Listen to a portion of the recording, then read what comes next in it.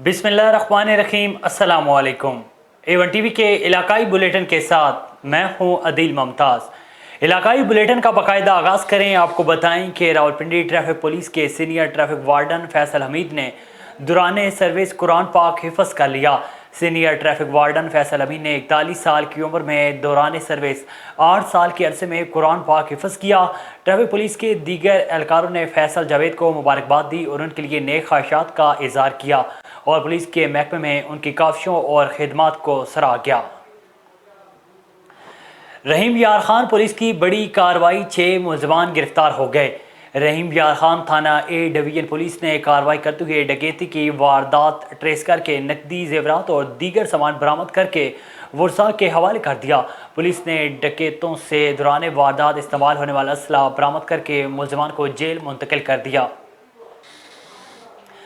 आगे बढ़ें, आपको बताएं कि ठुल में फूड इंचार्ज ने गंदम में मट्टी मिलाकर हदफ पूरा करना शुरू कर दिया। महकमा खुराक की जानब से गंदम की खरीदारी में करोड़ों रुपए की करप्शन का इंकशाफ हुआ है।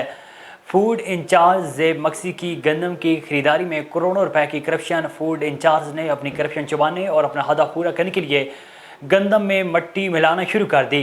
फुटेज A1 टीवी को मौसूल हो गई।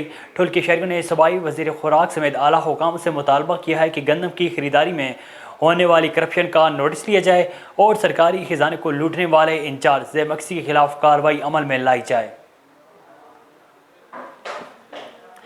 ओकाड़ा में डकैतियों और चोरियों का ना थमने वाला सिलसिला जारी है।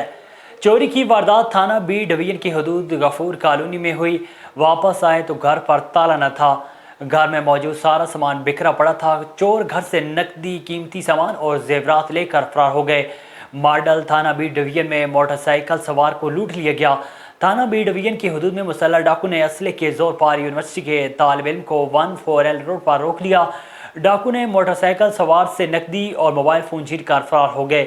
शहर भर में बढ़ती हुई वारदातों में बेपनाह इजाफे पर शहरी खौफजदा हैं। शहरियों का बढ़ती हुई वारदातों पर RPO साहिवाल IG पंजाब से नोटिस लेने का मुतालबा किया गया है। दादू से आपको खबर दें, आपको बताएं कि वफाकी और सूबाई हुकूमतें अवाम को सहूलियात फराहम करने में नाकाम हो चुकी हैं। बिजली और गैस की लोड शेडिंग और महंगाई के बायस अवाम तंग आ चुकी है। दादू के शहरी भी परेशान नजर आते हैं। इस हवाले से मजीद जानते हैं असगर खान बराज से। जी असगर, बताइएगा।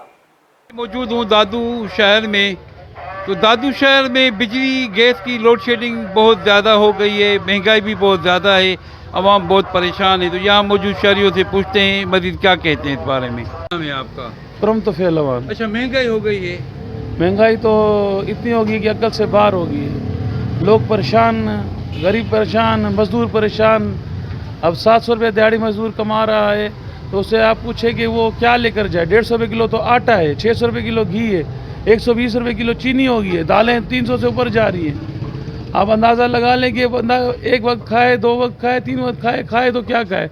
उसके अलावा फिर जो बिजली का अखराजात हैं, फिर सुई गैस है, उसके बाद फिर स्कूल जाना है, फिर बीमारी बढ़ी है। इंसान तो बहुत ज़्यादा परेशान हो गया। इंसान इतना परेशान हो गया कि खुदकुशी करने में मजबूर हो चला है।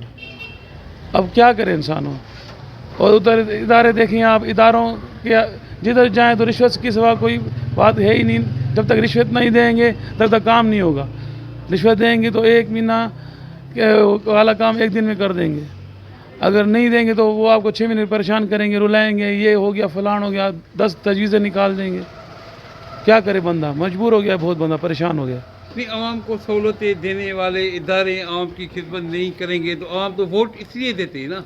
वो आप देख रहे हैं, सियासतदानों को भी पता होना चाहिए कि आगे हालात कैसे होते जा रहे हैं, है ना। बरसात पिछली दफ़ा गुजरी, 2 महीने सैलाब आए, लोगों के घर तबाह हो गए, बर्बाद हो गए। 50-50 साल जो उन्होंने मेहनतें की वो 2 महीने के अंदर ही उनकी ख़त्म हो गई। सारी जितनी भी प्रॉपर्टी वगैरह थी, जितनी भी जायदाद वगैरह थी, सारी ख़त्म हो गई। जो अनाज वगैरह था, जो भी उनके पास इन्वेस्टमेंट थी, सारी ख़त्म हो गई। अब फिर 10 साल 20 साल पीछे चला गया हमारा सिंध जो है। तो ये हुक्मरानों को सोचना चाहिए कि बंदों को, जो अपने लोगों को रिलीफ दें, सियासतदानों को सोचना चाहिए। रिलीफ नहीं देंगे तो क्या होगा, फिर वोट लेने तो हमारे पास ही आएंगे ना। वो फिर हम किस हिसाब से उनको वोट दें। फिर बगावत पे फिर बोले कि फिर बगावत हो रही है, उकसाया जा रहा है, परेशान किया जा रहा है। फिर क्या करे बंदा। जो महंगाई है अभी जो पेट्रोल की कीमतें जो बढ़ी हैं उससे आवाम के ऊपर बहुत बोझ पड़ा है। ख़ासकर जो है में हाथ राधु रेट हैं, सब्ज़ियाँ हुई, जो कोई भी रोज़मर्रा की अशिया जो हैं वो बहुत महंगी हो चुकी हैं। मज़दूर जो तबका है, वो दिहाड़ीदार जो तबका है, वो इस चीज़ को अफोर्ड नहीं कर सकता। इसके अलावा जो सिविल हॉस्पिटल है या नादरा ऑफिस है या म्यूनसिपल डिपार्टमेंट है या कोई सा भी इदारा देख लें आप, वहाँ पे आवाम को रिलीफ नहीं मिल रहा। सिविल अस्पताल में रोज़ बरोज़ मरीज़ों को रेफ़र किया जा रहा है। सिविल अस्पताल में कोर्ट की तरह, नादरा ऑफिस में भी कोर्ट की तरह रोज़ बरोज़ आवाम को चक्कर लग।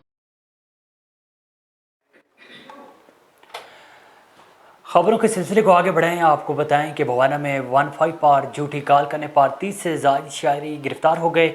मुकदमा दर्ज, वारदात की झूठी इतला देने वाले मुलजमान के खिलाफ थाने में मुकदमा दर्ज करके मुलजिम को हिरासत में ले लिया गया।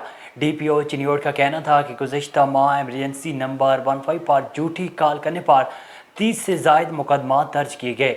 15 एमरजेंसी नंबर बोगस कॉल से पुलिस के वक्त वसाइल का ज़िया होता है।